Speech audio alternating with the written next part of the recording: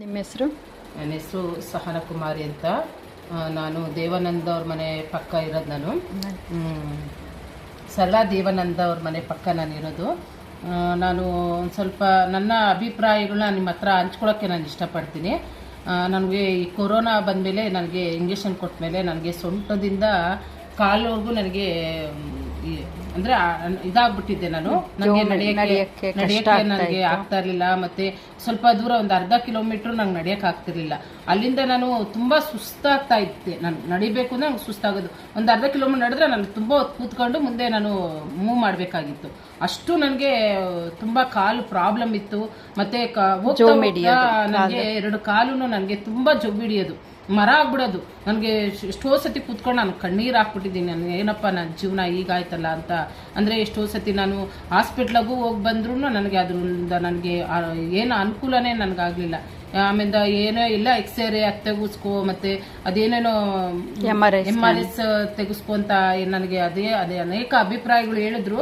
ಆದರೆ ನಾನು ಅಷ್ಟು ಇದಕ್ಕೋಗ್ಲೇ ಒಂದ್ಸತಿ ಎಕ್ಸ್ರೇನೂ ನಾನು ತೆಗಿಸ್ದೆ.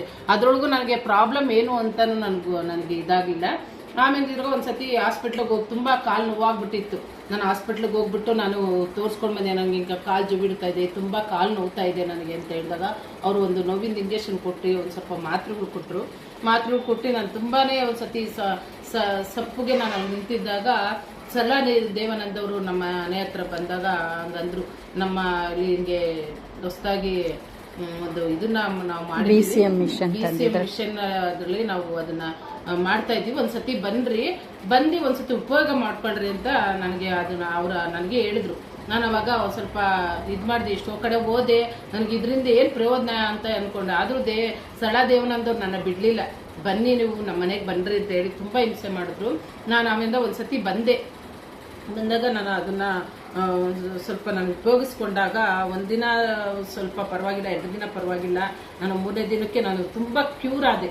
ಸ್ವಲ್ಪ ದೂರ ಈಗ 1-1.5 ಕಿಲೋಮೀಟರ್ ಅಷ್ಟು ನಾನು ನಡೆಯೋಕ್ಕೆ ದೇವ್ರು ನನ್ನ ಶಕ್ತಿ ಕೊಟ್ಟಿದ್ದಾರೆ. ಮತ್ತೆ ತುಂಬ ಆಯಾಸ ಎಲ್ಲ ನನಗೆ ಕಮ್ಮಿ ಆಗಿದೆ. ತುಂಬ ನಾನು ಕೆಲಸನೇ ಮಾಡೋಕ್ಕಾಗ್ತಿರ್ಲಿಲ್ಲ. ಈಗ ಅಷ್ಟು ನನಗೆ ಕೆಲಸ ಮಾಡ್ತಾ ಇದ್ದೀನಿ.